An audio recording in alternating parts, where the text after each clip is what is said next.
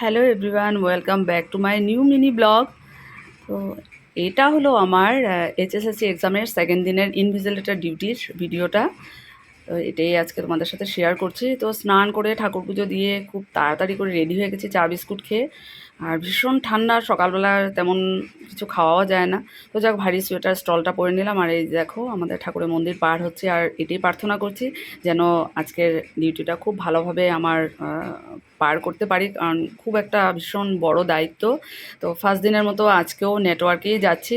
আর নেটওয়ার্কে যাচ্ছি বলে ভাবছি না খুব তাড়াতাড়ি টাইমলি পৌঁছতে পারবো। 8:30-র আগে আমাকে রুমে ঢুকতে হবে।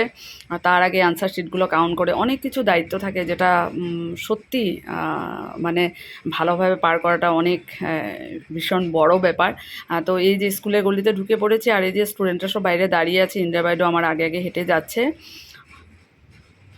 তো স্কুল অবধি পৌঁছে গেলাম। আর দীপক ওয়েলকাম জানাচ্ছে, বললো বাইদেউ আহি যোগ, আজি আপনার আমার স্কুলেতে ডিউটি।